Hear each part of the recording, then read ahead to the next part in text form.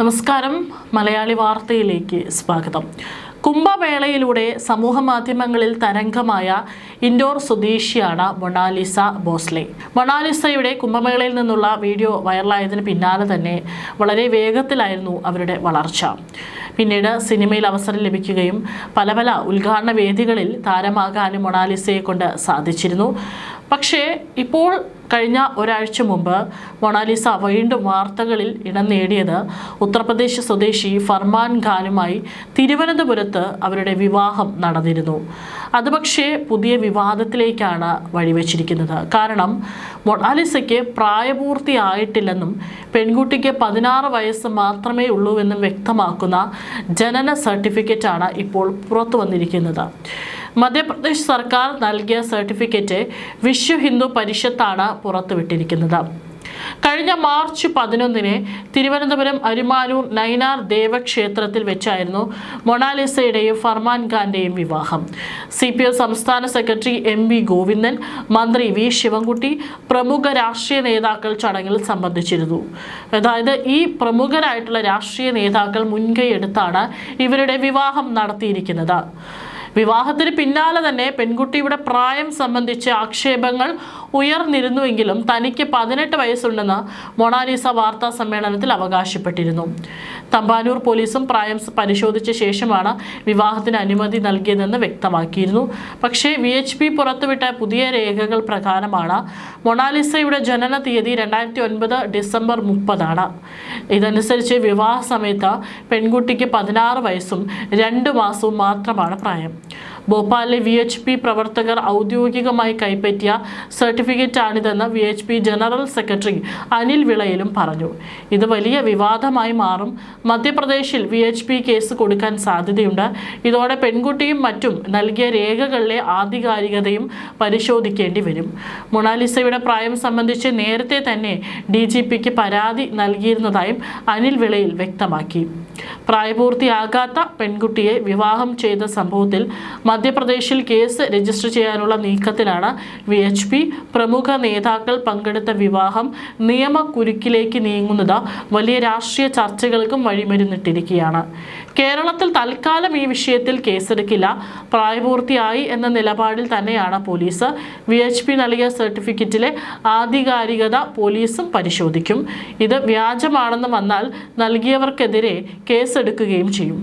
മൊണാലിസയ്ക്ക് 18 വയസ്സ് തികഞ്ഞിട്ടില്ലെന്നും 2025 ജാനുവരി 21 മൊണാലിസ 16ാം പിറന്നാൾ ആഘോഷിച്ചിരുന്നുവെന്നും അതിൻ്റെ ദൃശ്യങ്ങൾ സമൂഹ മാധ്യമങ്ങളിൽ ഉണ്ടെന്നും ചൂണ്ടിക്കാണിച്ചാണ് പരാതി നൽകിയത്.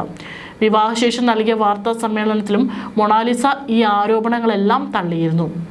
തനിക്ക് 18 വയസ്സ് പൂർത്തിയായെന്ന് പറഞ്ഞ് പ്രായത്തെക്കുറിച്ചുള്ള ആരോപണങ്ങൾ മൊണാലിസ നിരസിച്ചിരുന്നു. കൂടാതെ മൊണാലിസയ്ക്ക് പ്രായം 18 തികഞ്ഞെന്നും രേഖകൾ പരിശോധിച്ചതിൽ നിന്നും 1/1/2008 ജനന തീയതിയെന്ന് വ്യക്തമായെന്നാണ് തമ്പാനൂർ പോലീസ് പറഞ്ഞത്.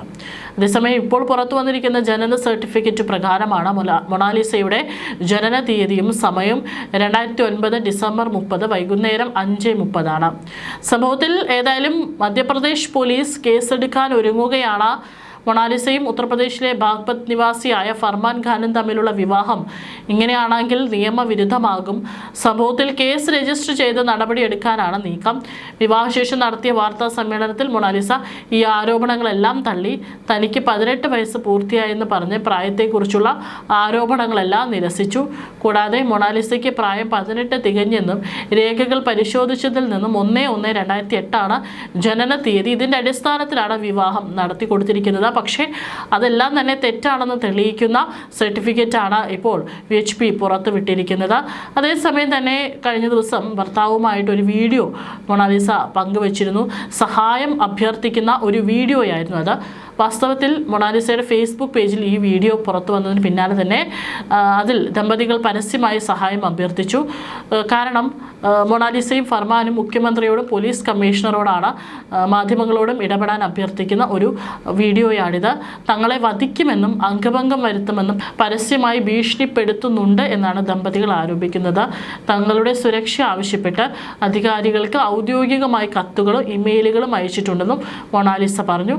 വീഡിയോയിൽ മൊണാലിസ മൊണാലിസ പറയുന്നത് ഇങ്ങനെയാണ്: ഞാൻ മൊണാലിസ ബോസ്ലെ, ഇതെൻ്റെ ഭർത്താവ് ഫർമാൻ ഖാനാണ്.